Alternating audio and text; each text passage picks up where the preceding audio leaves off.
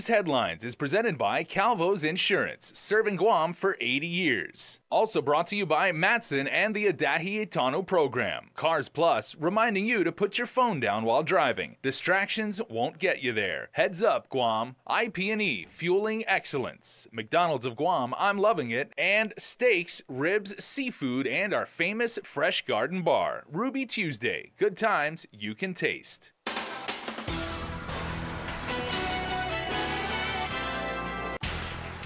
A convicted felon back behind bars on drug charges. The governor weighs in on the dollars and nonsense with the budget process. And a longtime DOA employee transferred, and he may have been the last person to know about it. Hafaday and good evening. I'm Julius Santos. After Judge Vern Perez ruled on the charges that will move forward in trial, a long day was anticipated for the jury today. However, that was not the case.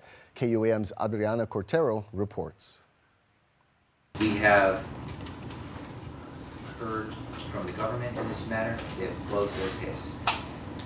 I am prepared to again address the defense table about how you may move forward. The court is also understanding that whatever the choice may be, that closing arguments will quickly ensue. Given the volume of witness testimony, the required instructions for the jury, and preparation time for the counsels, Judge Vern Perez cut trial short this morning. For the defendants Emmanuel Resalap and Jordan Rachulap, indicted for the Mangilao machete attack on June 4th. That will complete matters for CF 32219, Resalap and Rachulap being the defendants. We can come back tomorrow morning, 9:30. Yesterday, the court ruled on the defense's motion for acquittal and dismissed Jordan Rachulap from aggravated assault as a third-degree felony and assault as a misdemeanor. Rachulap was dismissed of various counts for criminal mischief and terrorizing. As for Emmanuel Resalap, the charges of attempted murder with the special allegation along with aggravated assault and family violence will move forward. Resalap was dismissed of one count for terrorizing and one count for criminal mischief. Before continuing trial, Judge Perez told the counsels that he does not want any surprises. As to the exhibits, counsels, I do want full agreement as to what's been admitted, what's not been admitted.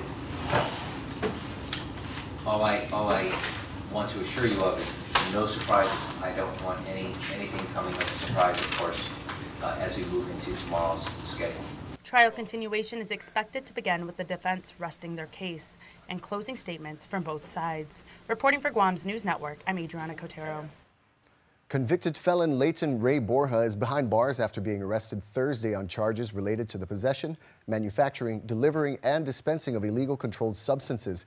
Borja has a 2008 federal drug conviction. 11 years ago, he was sentenced to 12.5 years in prison after pleading guilty to possession of the drug ice. As part of his sentence, he was also ordered to serve 3 years of supervised release following his prison term. KUAM continues to wait for information from the Guam Police Department related to Borja's arrest. Drug defendant Nicholas Uggan was in federal court this afternoon, but because the U.S. Attorney's Office and his defense attorney Jay Arreola jointly requested to continue the hearing, it was granted by the court. In May, he was indicted accused of distributing 500 grams of meth. He pleaded not guilty. Today's hearing was continued until September 30th.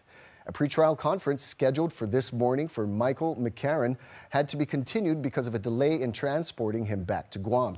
In March, he was indicted on federal charges after allegedly sending nude photos of a video to a federal agent posing as a minor. A warrant was recently issued for his arrest after violating conditions of his pretrial release. McCarran is a former active duty service member and Department of Defense contractor who now lives in Idaho. His trial has now been pushed back and his hearing was continued until September 24th.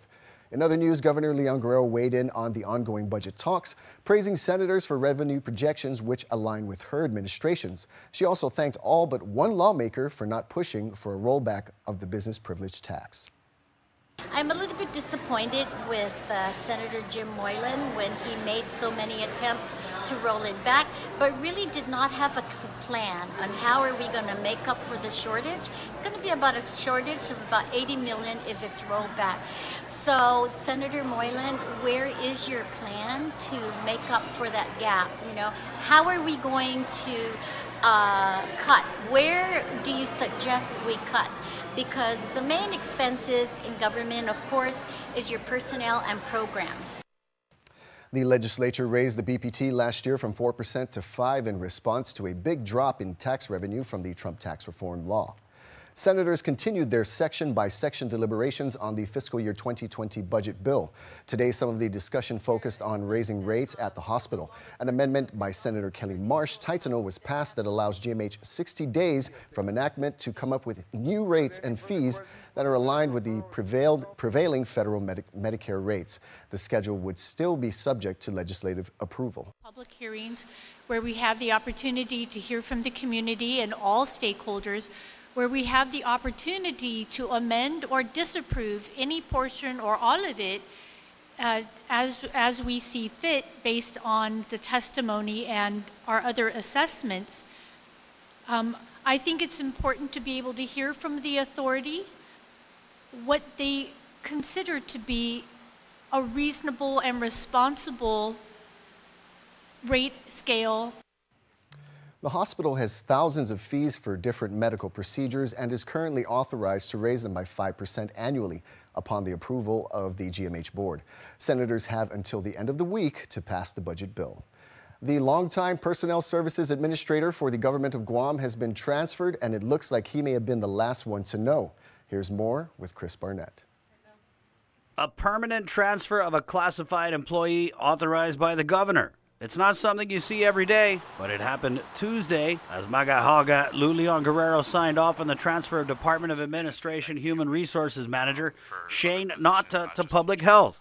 The transfer signed off on by the governor, but she tells KUAM News she doesn't know too much about it. I'm not that familiar with it, but I know that public health needs a lot of personnel expertise because, you know, they're recruiting, and so they need somebody that is much more of an expert, and apparently Shane has been recommended by DOA. Meanwhile, DOA Director Ed Byrne confirms Nata did not request a transfer, and the transfer was not the result of a disciplinary action. But KUAM News has learned from multiple sources Nata didn't know he was being transferred until he saw the signed transfer form on the legislature's website. We also asked Byrne about what we heard was interference with Nata's job on the part of Governor's legal counsel, Haig Hyun, and his response was, quote, "It's not correct to suggest interference. The nature of this position requires liaising with the AG's office and the governor's legal staff." Nata served as the Personnel Services Administrator for much of the Calvo-Tenori administration. His salary of $91,578 will be paid by Public Health at the start of the new fiscal year. And so we're working something out, I think, for his transfer over to Public Health. Linda's very excited because she needs a lot of that help. Byrne says of the transfer, there's a need to address some personnel activities at Public Health, a need which Shane himself has identified. The transfer form cited the governor's authority under last year's budget law. Byrne says DOA will fill Nata's position by following the regular procedure for recruitment of classified positions. For Guam's News Network, Chris Barnett reports. We reached out to Public Health Director Linda Nenorsi several times for comment, but she did not respond. Nata was unable to respond as of news time. Of note, positions hired for Public Health are processed by DOA. We'll stick around for more news here in primetime. You are watching KUAM. Get up-to-the-minute news, plus access to alerts, streaming radio, promotions, and more on your mobile device by downloading the KUAM News mobile app, available at the App Store now.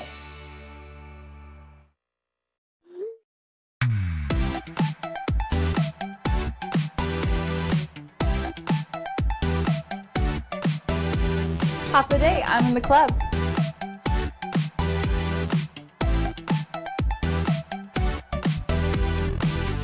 Half a day, welcome to Two Lovers Point. Half a day, I'm in the club.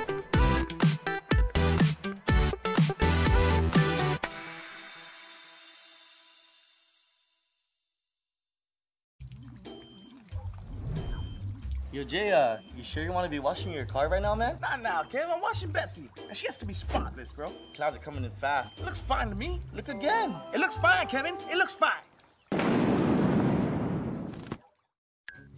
You know what makes more sense than Guam's weather? Using your Bank of Guam credit card at any Shell station to save 6% on gas purchases. Call, click, or visit for more details. Make more sense. Bank of Guam, the People's Bank. Member FDIC. Matson is in this community. We've been in this community for decades. We're gonna be in this community for decades to come. Things will get busy, things will get quiet, but we're gonna be here. We're your hometown carrier. And that matters to us. Reliability is the core of our business. We take pride in ensuring that we arrive in Guam on time as scheduled. It's our local employees who understand the market, who understand the business, and provide that hard work for you each and every day. When we hold ourselves to high standards, our customers also hold us to high standards. We establish good business relationships that turn into friendships. That's why it's so important to be here and be trusted by your customers. We want you to trust Matson like your friend, like your family. It's a special delivery to your inbox every week with your KUAM News Roundup, program advisories, and promotions. Sign up for the weekly KUAM Digital Digest today on KUAM.com. The bus driver who was terminated for not following DPW bus operations protocol is appealing her case to the Civil Service Commission. Karen Madluk says she was denied her right during an interview that she calls an interrogation by Assistant Attorney General Donna Lawrence, who is representing the Department of Public Works Management in the case. Madluk's Guam Federation of Teachers Union lay representative Daniel Del Priore says that his client feels Lawrence should not be allowed to represent DPW because she considers Lawrence a witness. To my general recollection, there are rather strict prohibitions against a lawyer being a witness in a case and also representing a party in a case. Del Priore is requesting CSC to schedule a date for a hearing in which Madluk will file a motion to have Lawrence disqualified as a representative in this case. Lawrence denied the allegations that she conducted an interrogation. I don't think that's really appropriate to discuss here. I'll certainly get his motion and we can respond to that.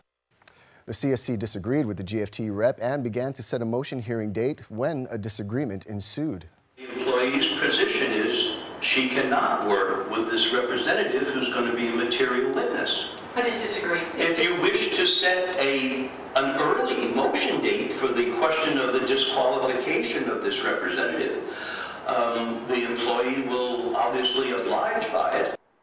Lawrence insisted Del Priore does not have the right to call her as a witness. However, the CSC advised her to have an additional representative should she be called to act as a witness in the case. The motion hearing date is set for November 5th, and a pre-hearing conference is scheduled for September 3rd, when the CSC will decide on a date for a merit hearing, which is expected to be sometime in late October or early November.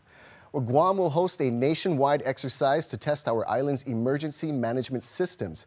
The Guam National Guard is hosting the final planning meeting for Vigilant Guard 2020 exercise. VG 2020 is designed to help local, state, and federal agencies coordinate emergency relief efforts, as well as response and recovery management. U.S. Air Force Lieutenant Colonel Darcy Swain, U.S. What we do NORTHCOM, is Colorado. we help each state and territories of all 54 to develop exercises to where it's almost the worst day that Guam or a state could have, and we work with the state partners as well as the National Guard to design an exercise to where they have to work together.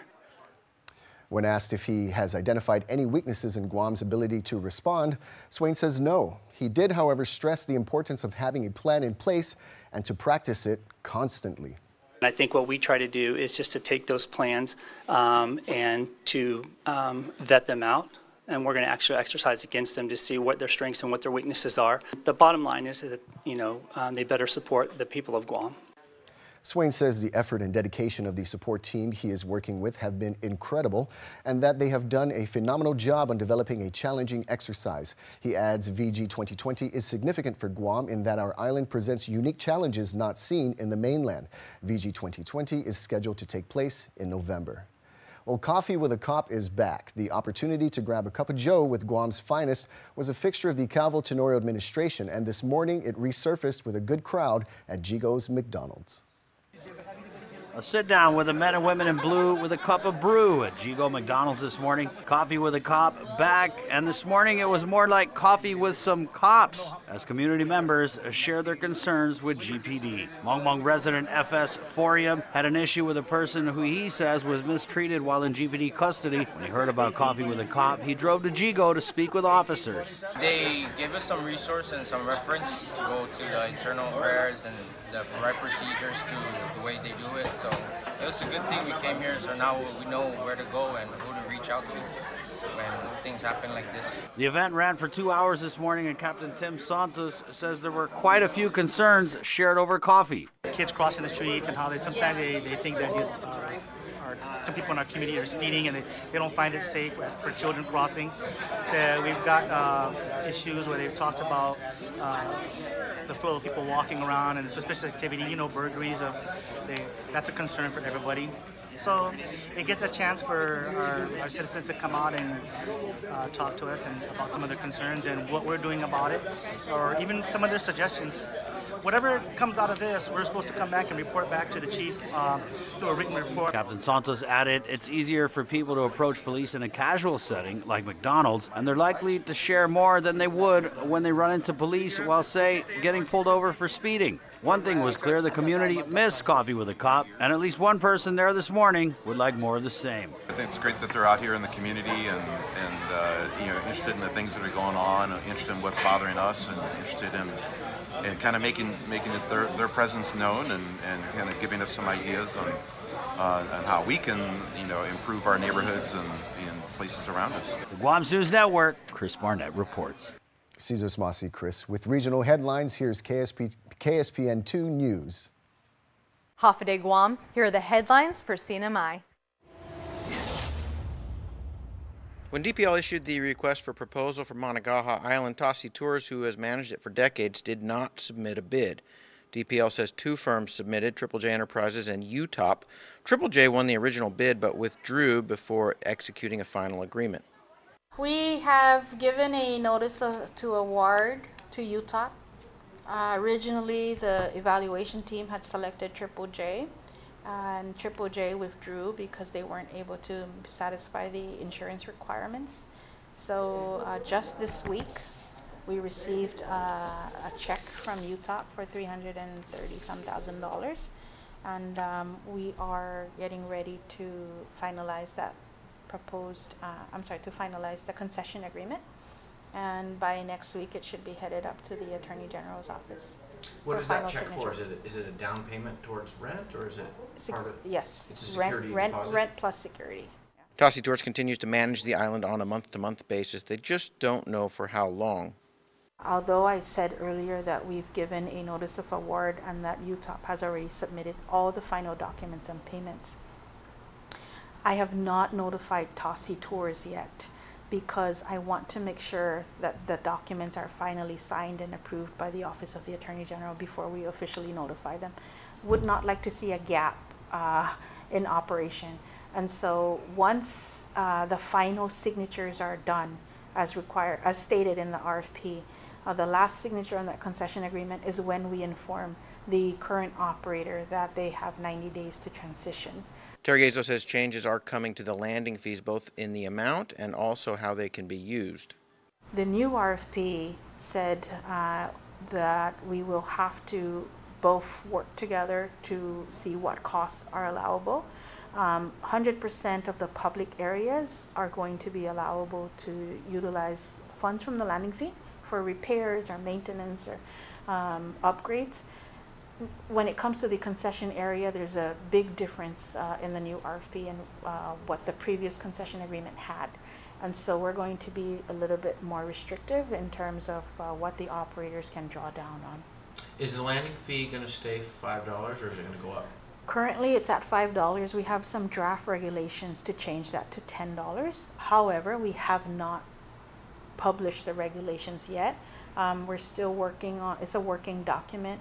Now, when the change comes into effect, we didn't just arbitrarily say $10, wake up and say $10. We actually ran a inflation scenario. The landing fee was back in the late 80s, And between that and now, it should be approximately, last year it was 2 years ago, it was at $7. So I'm assuming probably roughly almost $8 by now. And so we're just going to round it up to 10. And that should be the fee for the next couple of years. For more news, visit saipantv.com. For KSPN2 News, I'm Ashley McDowell. The all-new 2020 Mazda 3 was unveiled by the Triple J Auto Group last night during a special VIP event. Senior Vice President of Triple J, Jay Jones, noted that this year marks the 20th year partnership of Triple J and Mazda, and went on to say, "We are honored to introduce the all-new Mazda 3. This is the start of a brand new era, the new era for the brand." Prior to the unveiling of the vehicle, Hiroshi Yoshida, General Manager, Market Operations Department No. 2, Global Sales and Marketing Division, delivered a special remarks on behalf of Mazda Motor Corporation, saying Guam is one of the most important markets in the Pacific Islands. Well, coming up, Dave Delgado has your round of island sports. Now there's a technology that's lighting the way to a new mortgage for people all across Guam. Introducing Simplify Mortgage by Bank of Hawaii, Hawaii's leading lender. Simplify Mortgage by Bank of Hawaii lets you apply for a home loan anytime from any device, making the mortgage and refi process faster and easier. Or work hand in hand with one of our residential loan experts. So put the power of choice and control in your hands. Simplify Mortgage by Bank of Hawaii. Welcome to tomorrow.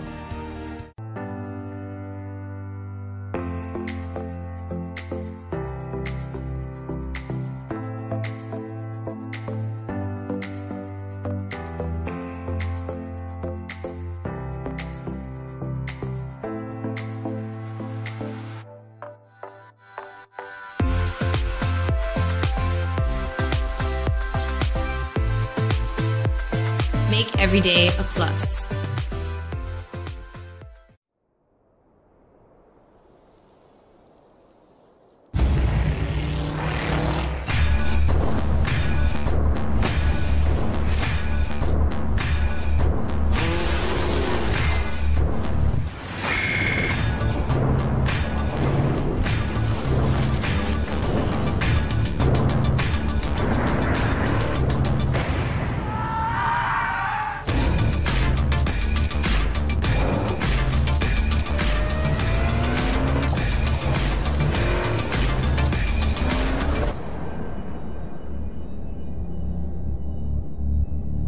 Are you not entertained?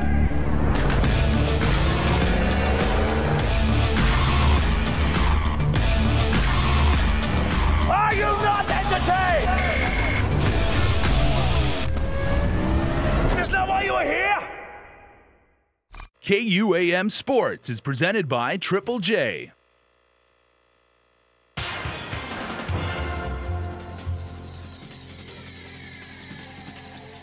What's up, Guam? Dave Delgado here for KUAM Sports. Thanks for watching.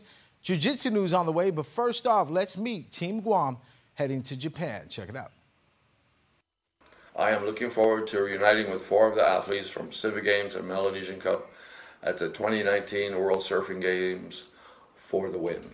Hi, my name is Lindsay Wilson. I was a member of the United States National Junior Team in 2005 and 2006, which competed in the 2006 World Juniors in Huntington Beach, California. As much as I'd love to compete for Team Guam in Miyazaki, Japan this year, I am expecting my first child, so I'm very happy and very proud to be representing Guam as a team coach and official.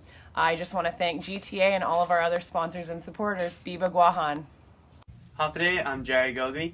I'm going to be competing in the 2019 ISA World Games representing Team Guam, and I can't wait for this opportunity. Thank you to everyone that made this dream possible. You! Hi, I'm Allison Bowman from the island of Guam, and I'm super excited to be competing at the ISA Worlds this year in Japan. I just wanted to thank GTA and everyone back home for making this thing possible for us. Biba Guahan. Hafide Guam, my name is Irie Fitzgerald. I'm turning 16 and I will be competing in the ISA World Championships in Miyazaki, Japan. Thank you to all my sponsors, supporters, and family for making this happen. Shijusmasi. Hafide, my name's Shane Peer. I'm 40 years old. Been surfing on Guam my whole life. Super stoked to represent Guam in the 2019 ISA World Games Olympic qualifier. Cheers, let's do this, guys. What's up, Guam? My name's Shane Purcell. I'm 39 years old. I've been surfing for the past 35 years. I just want to say that I'm very humbled and grateful for the opportunity to be representing Guam in the upcoming 2019 ISA World Surfing Games, which will be held next month in Miyazaki, Japan. I'm really looking forward to showing the rest of the world what Guam's all about. Jiu-Jitsu gyms around the island have been busy prepping their competitors for the upcoming Marianas Open set for Saturday at the FD Phoenix Center. Doors for the event open at 8 in the morning with 270 fighters registered for the tournament. Tickets are available for purchase at the door. Athletes from 14 countries will hit the mats looking for a chance to be crowned champion in their respective division. Weigh-ins for the black belt and brown belt competitors is scheduled for tomorrow at the Pacific Star Hotel. First matches will start with the kids, followed by the women's. Then we have a special fight with proceeds going to Guam Special Olympics. So stay tuned for that. We have world champion against our Guam's very own hero. So followed by that, after that we have the brown belt coming up for the big cash, and then directly after the brown belt we have the black belt absolute, which everybody's going to be waiting for because we got world champion Kenan Duarte in town and world champion Isaac Behenes. After the black belt fights, the show picks back up with the colored belts getting back onto the mats. Purple belts, blue belts, and white belts will be wrapping up the day's competition. It's going to be an action-packed day. You don't want to miss the black belt and the brown belts, which will probably start by 11 to about 12. So I suggest if you're there and you want to see what world-class athletes look like, get there by no later than 11. Medals, cash, and trophies will be awarded to the top finishers, as well as awards for the 2019 Marianas Open first place adults team and first place kids team. The Jiu-Jitsu community comes together once a year, and we do this for our kids. We do this for the future. And, you know, I suggest everyone coming out, supporting our youths and your local athletes, because we may have a future world champion in our hands, and let's support Guam. Viva Guam.